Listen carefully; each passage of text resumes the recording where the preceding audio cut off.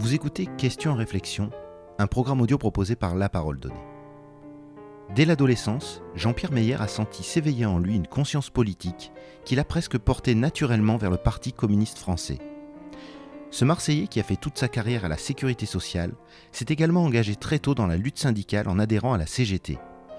Ne pouvant envisager sa retraite sans engagement politique, il est depuis les dernières élections municipales conseiller municipal d'opposition à Sanary où il réside. Dans cet entretien, réalisé à la veille du 1er mai, Jean-Pierre Meyer revient sur l'origine de son engagement au PCF, sa fidélité à l'idéal communiste, l'élection de François Mitterrand, la chute du mur de Berlin, l'effondrement du bloc soviétique et l'évaporation de l'électorat communiste en France. Aujourd'hui membre des instances nationales du PCF, Jean-Pierre Meyer partage l'espoir qui renaît depuis l'entrée en scène de Fabien Roussel et le retour revendiqué de la promesse des jours heureux. Je suis Jean-Pierre Meyer, j'habite depuis maintenant plus de 30 ans à Sanary, je suis originaire de Marseille, une ville qui me reste très chère. Voilà, mais j'ai commencé à prendre de sérieuses racines dans cette belle localité de Sanary. Voilà, et ça explique très certainement aussi les raisons qui m'ont conduit à m'engager aussi au niveau de la municipalité, parce qu'en règle générale, là où je me trouve, j'ai du mal à rester essentiellement spectateur. Il faut que je puisse intervenir et agir. C'était vrai dans la vie de tous les jours, ça a été vrai dans ma vie professionnelle, où j'ai été pendant de très nombreuses années syndicaliste. J'ai travaillé pendant plus de 40 ans à la sécurité sociale, très exactement à la caisse primaire des Bouches-du-Rhône. La rencontre avec le communisme a commencé il y a 14-15 ans. D'abord, j'ai rencontré des gens assez extraordinaires. Donc, j'habitais Château-Gombert, dans la banlieue marseillaise. Et j'ai eu la joie et l'honneur de rencontrer un monsieur qui s'appelait Paul Carpita, un grand cinéaste, reconnu malheureusement très tardivement, puisque son film Rendez-vous des quais avait été confisqué au moment de la première, à Marseille, à l'Odéon, parce qu'on considérait que ce film-là était trop contestataire, quoi. Et pendant de très nombreuses années, le film pensait être perdu. Et c'est grâce à Jack Lang, donc de très nombreuses années après, que dans les archives de la police ou de je ne sais trop où, on a retrouvé les bandes donc originales. Et Paul Carpita faisait partie, avec d'autres personnes, d'hommes et de femmes très engagés, et notamment en direction du Parti communiste. Donc je les ai côtoyés très tôt, ces gens-là. Voilà. Et la parole dont ils étaient porteurs m'a énormément, comment dirais-je, touché, marqué. L'intérêt vis-à-vis des gens, la recherche justement d'une situation meilleure, disons, pour chacun. Voilà. C'est ce qui m'a marqué, qui m'a conduit donc très tôt à prendre mon adhésion à la jeunesse communiste.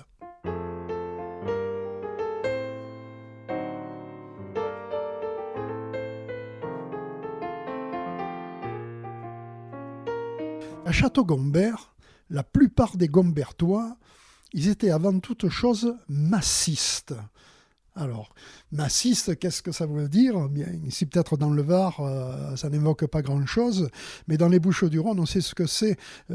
C'est-à-dire que le député local était un certain Jean Masse, qui avait été député après que son père l'ait été, et puis par la suite, son fils, son petit-fils, etc. Et les gens de Château-Gombert étaient attachés à cette personnalité. Voilà, et donc ils étaient donc progressistes, bien évidemment, puisque Jean Masse était socialiste, et Jean Masse était très attentif à la situation des Gombertois, il rendait beaucoup, disons, de services, et donc les Gombertois le lui rendaient. Voilà, alors donc ma famille, elle était massiste, et quand donc ils apprennent que j'ai rempli mon bulletin d'adhésion à la jeunesse communiste, alors là, ça crée un véritable drame, à tel point que mon adhésion a été très éphémère. J'ai reçu ordre de ne pas m'engager, disons, dans cette voie-là. Ça a été un drame pour moi. Un véritable drame, mais j'étais gamin, donc tout juste pré-ado. Il n'était pas question que je fasse autrement que ce que mes parents, disons, m'avaient dit. Mais pour autant, les idées commençaient déjà à bien germer dans ma tête. Pour moi, et à l'âge que j'avais, c'était quelque chose quand même, le parti en soi, quelque chose de très lointain. Mais par contre, c'est ce qu'il représentait, quoi.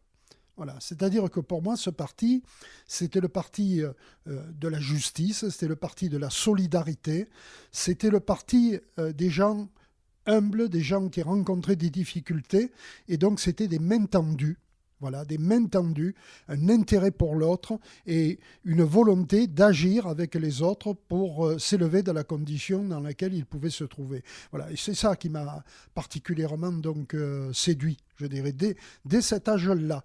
Voilà, m'intéresser aux autres et voir comment je pouvais être utile aux autres et vice-versa d'ailleurs. Voilà, c'est ça qui a commencé à faire pousser la petite graine.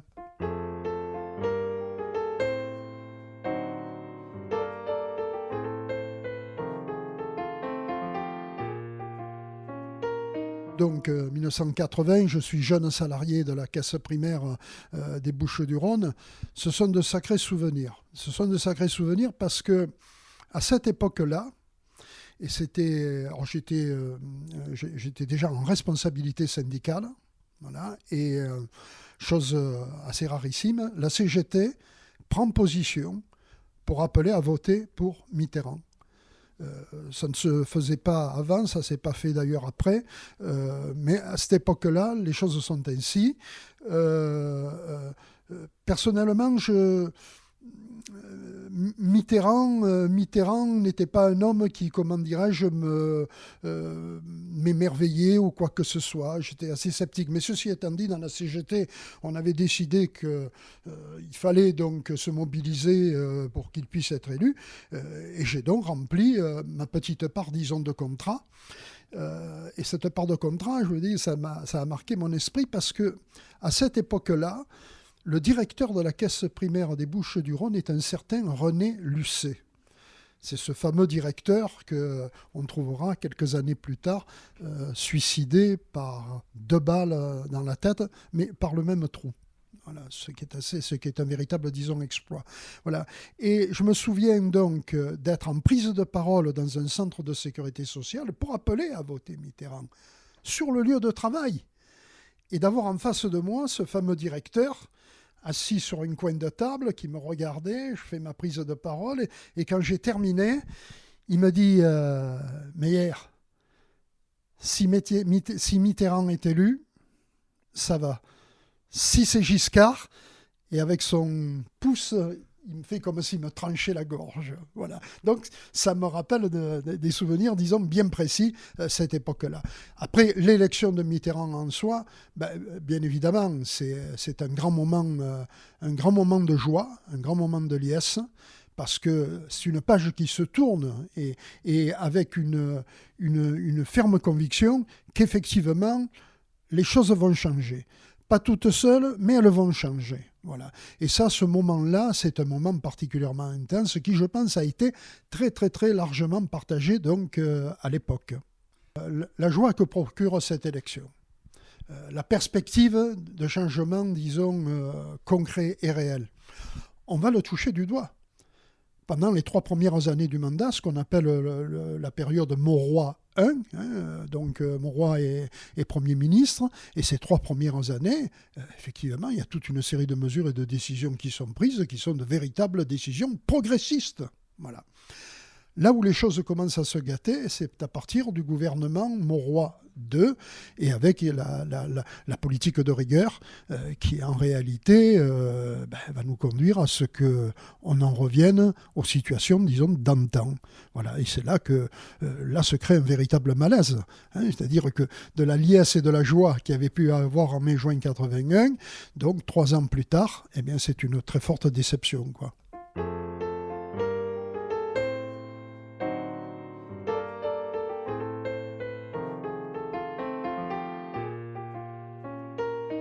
Cette période-là, je la vis avec une certaine gravité.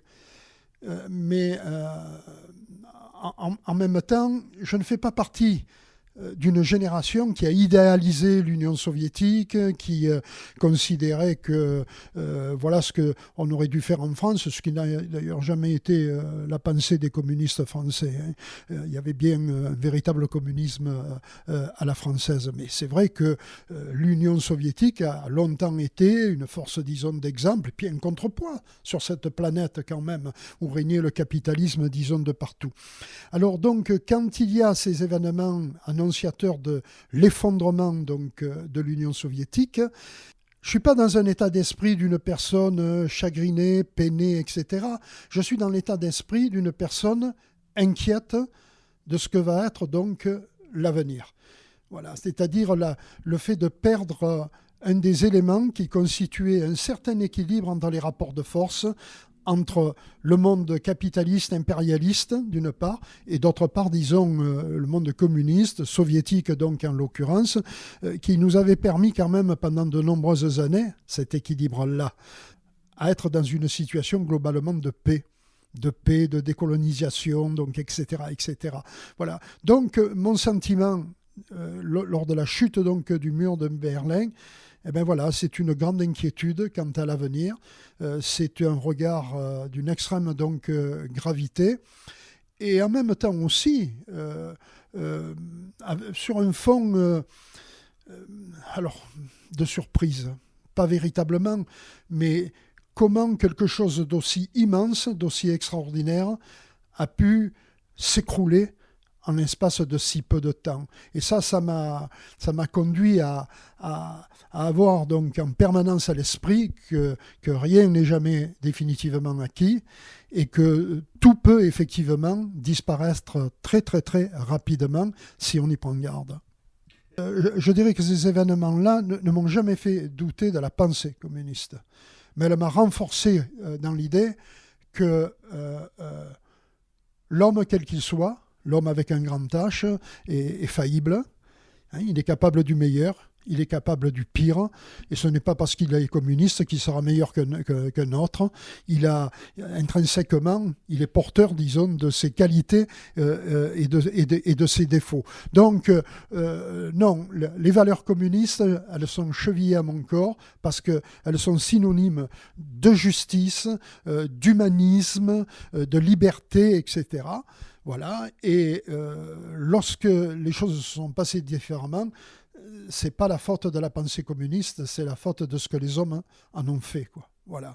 Et d'où le fait en permanence d'être très, très, très attaché, et c'est ce que je vis dans mon parti à l'heure actuelle, d'être très attaché au fonctionnement démocratique, au pouvoir de la base sur le sommet, voilà, pour ne pas, disons, reproduire les mêmes effets qu'on puisse se produire ailleurs.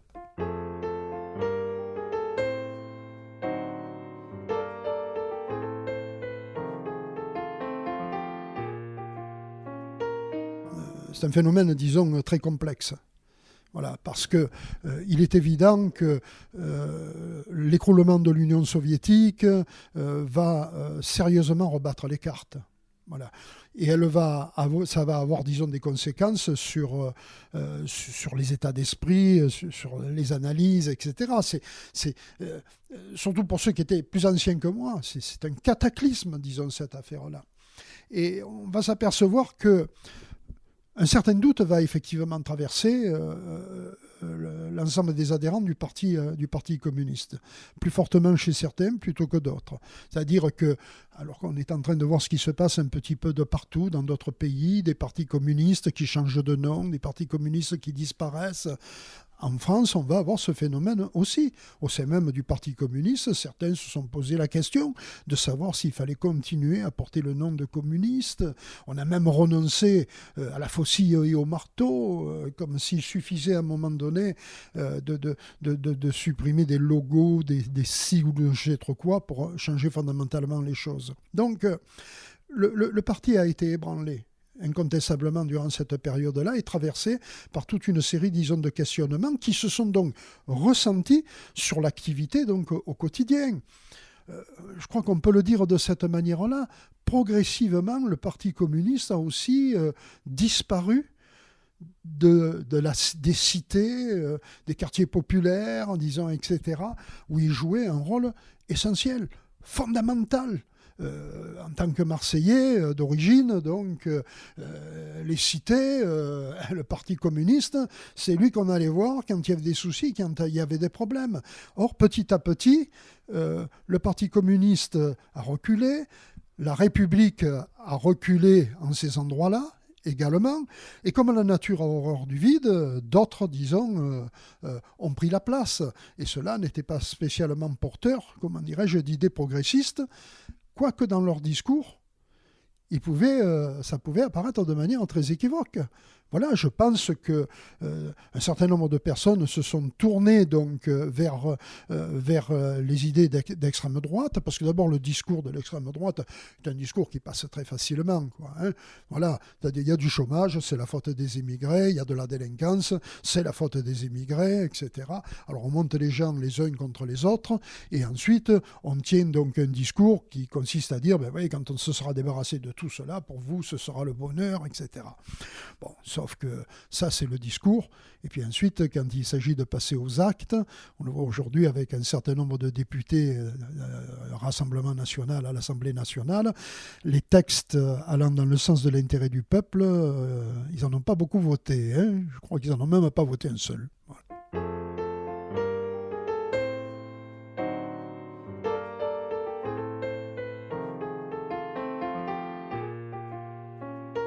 Ouais, vous savez, moi j'ai le sentiment que plus le temps passe et plus les choses vont vite, dans un sens ou dans un autre. Donc je me garderai bien de mettre un calendrier derrière, disons, tout ça. Je suis assez convaincu que si on prend la peine, et c'est ce que le Parti communiste est en train de plus en plus d'impulser, de revenir vers les gens, de revenir à la discussion, etc., oui, on peut et il faut. Et il faut que certaines personnes qui se sont détournées du PCF puissent donc y revenir. Parce que si on n'a pas, comment dirais-je, cet objectif, disons, en tête, donc tout est réglé, rien ne bougera plus, quoi. Voilà. Donc, non, je pense que les choses peuvent bouger et qu'elles peuvent bouger plus vite que ce que l'on pense. Les événements présents me le portent à croire. Quand je croise dans les manifestations qu'on conduit depuis le mois de janvier, là, on trouve des gens qui manifestent quelquefois pour la première fois de leur vie. Voilà, et ces gens-là découvrent des tas de choses. Voilà. Et les rencontres de proximité que nous avons permettent de tordre le cou à certaines mauvaises idées reçues.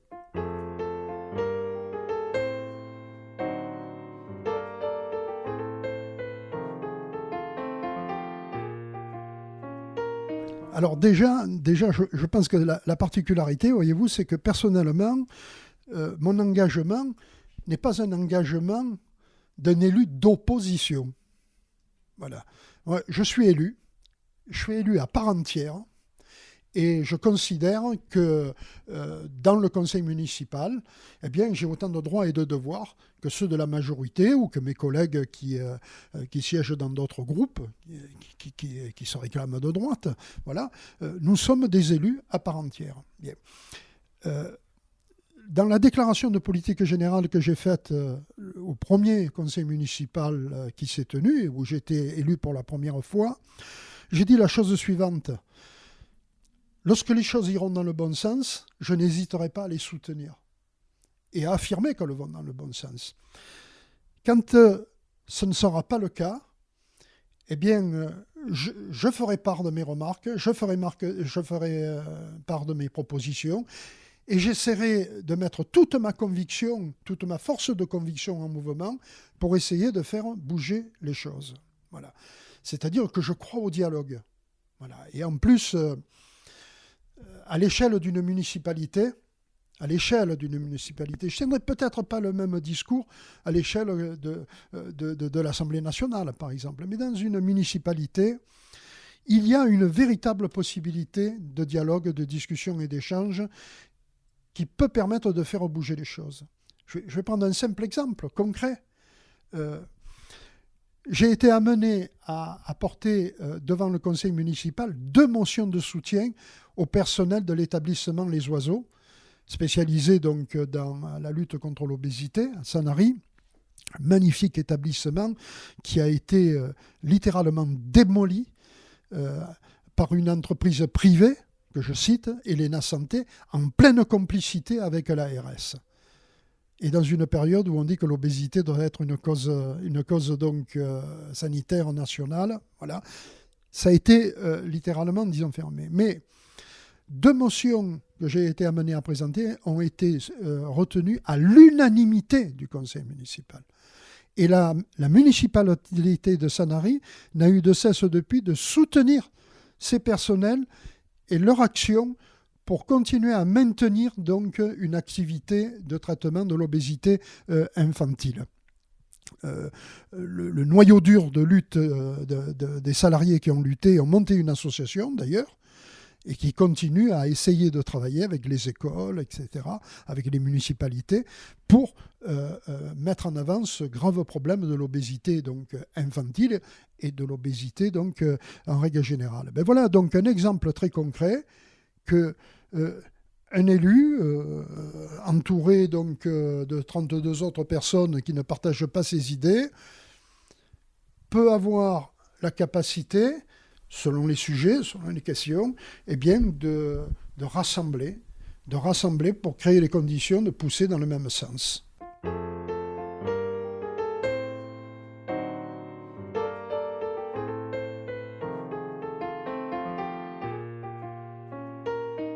La musique de Fabien Roussel n'est pas arrivée comme ça spontanément. Voilà. Je pense que le Parti communiste a connu, on parlait donc de la chute de l'Union soviétique, du mur de Berlin, etc., une longue période avec des hésitations, des interrogations, etc., des changements de comportement et d'orientation qui ont fait d'ailleurs que beaucoup de personnes, au fil du temps, ont fini par ne plus le reconnaître, ce Parti communiste. Moi, j'ai connu des tas de camarades qui étaient adhérents au Parti communiste et qui, un jour, mais la mort dans l'âme, l'ont quitté. Ou plus précisément, ils disaient, on n'a pas quitté le parti, c'est le parti qui nous a quittés. Voilà.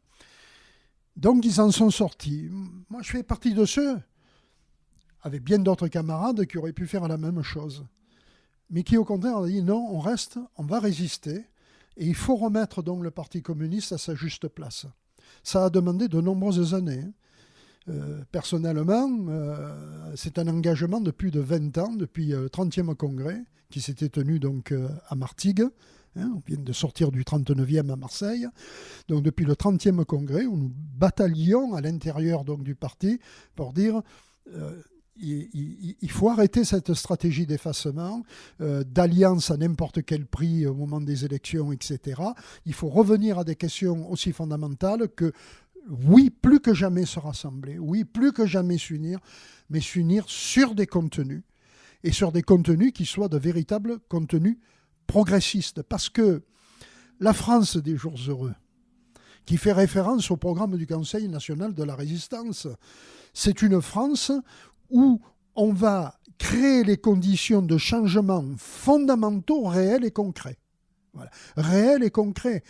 Quand dans ce pays, on met en place la sécurité sociale, quand Ambroise Croizat met en place la sécurité sociale, mais c'est un événement inouï, dont on a du mal à imaginer, parce que nous, on a connu toujours ça. Et on a le sentiment que ça a toujours existé, mais ça n'a pas été le cas. À l'époque, la maladie, c'était le symbole de la misère. Voilà, aujourd'hui, on est malade, on se soigne. Bon, il y a des difficultés, des problèmes, etc. Mais heureusement que la Sécu est là. On a vécu la période Covid. Imaginons 30 secondes si nous n'avions pas eu la sécurité sociale et nos hôpitaux publics. Voilà. Donc, les jours heureux, ça pose effectivement la question fondamentale: dans quelle société voulons-nous vivre? Voilà. Et en même temps, avec un regard plus que critique vis-à-vis du système actuel, qui nous mène dans toutes les dérives qu'on est en train, disons, de constater. Tous les services publics qui partent, disons, dans un délabrement abominable malgré les extraordinaires efforts des fonctionnaires. Voilà. Donc la sécurité sociale qui est attaquée, l'hôpital public qui est attaqué, les prix qui ne cessent, disons, de flamber, les gens qui se sentent de plus en plus donc, en difficulté. Il faut sortir de là. Et il faut sortir de là, comment et pourquoi faire ? Et c'est en ce sens-là que la parole du Parti communiste, qui effectivement tranche avec la parole de tous les autres, parce que tous les autres, d'une manière ou d'une autre, nous disent ouais, mais les temps sont durs, il faudra faire des sacrifices. Bon, nous considérons que le temps des sacrifices est derrière nous, et que peut-être les sacrifices qu'on a faits par le passé, aujourd'hui, c'est d'autres qui vont devoir les faire.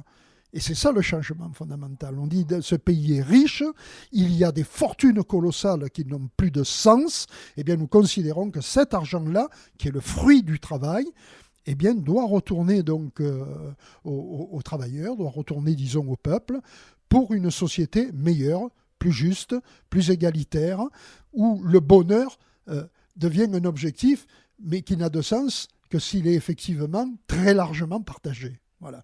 Et donc, c'est en ce sens que ce qui s'est passé en 2018 dans le Parti communiste français, c'était le 38e congrès du PCF. C'est un événement historique qui s'est passé.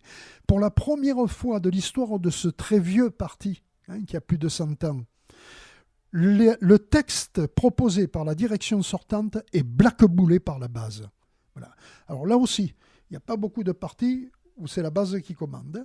Là, la démonstration a été faite. C'est-à-dire que la base a dit aux dirigeants, écoutez, maintenant, ça suffit. Voilà, là, vous nous avez promené, on n'en veut plus de ça et on veut changer.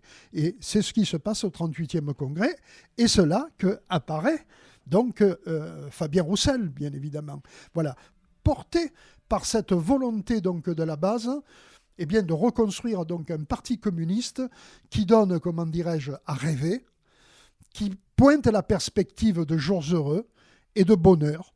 Voilà, c'est quand même ça le sens de la vie, en réalité. Pouvoir, à un moment donné, profiter tous ensemble du bonheur. Et nous pensons sincèrement, en toute objectivité, que les moyens existent pour cela. On a la chance d'être dans un pays qui a les moyens de faire cela. Voilà. Et que ce moyen peut faire tache d'huile également bien au-delà de nos frontières. Parce que la France est souvent regardée depuis les autres pays. Voilà. Et on sait pertinemment que chemin faisant, des gens continueront à se moquer, continueront à critiquer, etc. Et puis d'autres, peut-être, commenceront à avoir des oreilles qui s'ouvrent, à écouter de manière plus attentive, à laisser de côté les caricatures et à se dire, mais pourquoi pas ? Voilà, pourquoi pas ? Parce que je suis entièrement d'accord avec le fait que pour aller de l'avant, il faut se rassembler. C'est pas un parcours donc d'hommes ou de femmes seuls.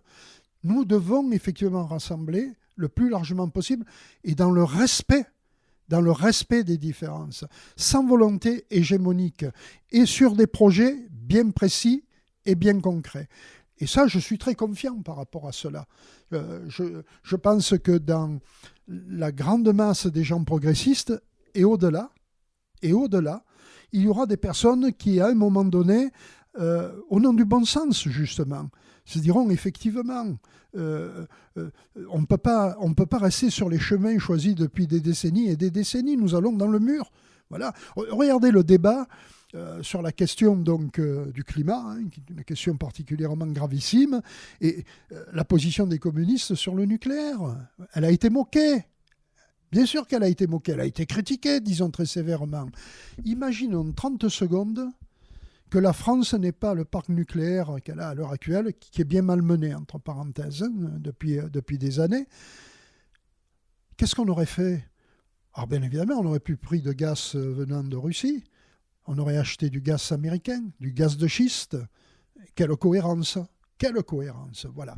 Donc, on n'est pas sur la question du nucléaire, on n'est pas des personnes qui sont là pour le tout nucléaire, etc. Loin s'en faut, mais nous considérons que c'est un élément utile pour nous permettre d'avancer, en lien avec, bien évidemment, les énergies renouvelables dans lesquelles il faut investir, mais avancer donc de manière intelligente pour ne jamais se retrouver dans une situation de dépendance énergétique vis-à-vis de qui que ce soit. Voilà. Et ça, je crois que c'est un discours qui peut, disons, transcender les clivages politiques. Et c'est ce qui se passe déjà, d'ailleurs, d'une certaine manière. Voilà. Donc, on est encore une fois dans une démarche qui est la démarche de la discussion, de l'échange, du dialogue, de la conviction, de la force de la conviction. Faire la démonstration que notre volonté, ce n'est pas de gagner le pouvoir pour un groupe, disons, d'individus, c'est d'avoir le pouvoir pour qu'il soit en partage. Voilà. Et ça, je pense que c'est une idée qui va faire de plus en plus son chemin. Voilà. C'est-à-dire que notre vision du communisme, du socialisme, disons, etc., ça reste quand même, disons, une idée bien moderne.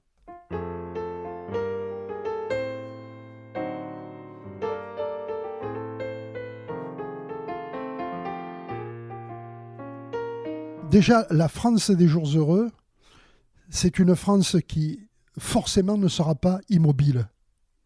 Voilà, parce que ce n'est pas un but précis, clair et net à atteindre.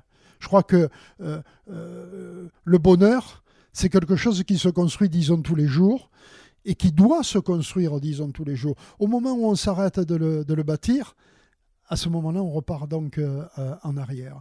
Donc déjà, d'entrée de jeu, je serais tenté de dire que la France des jours heureux, c'est déjà un pays où la voix de chacun déjà peut porter.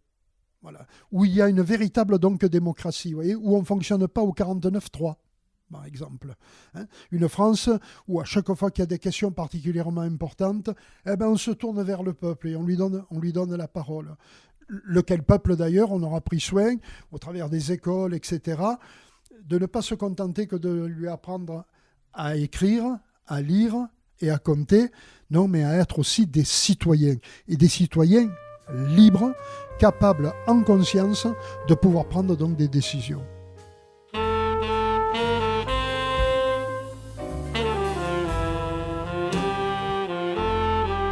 Merci d'avoir écouté cet épisode de La Parole Donnée. Vous pouvez nous suivre sur notre site et nos réseaux sociaux et nous soutenir via notre page Tipeee. À la semaine prochaine.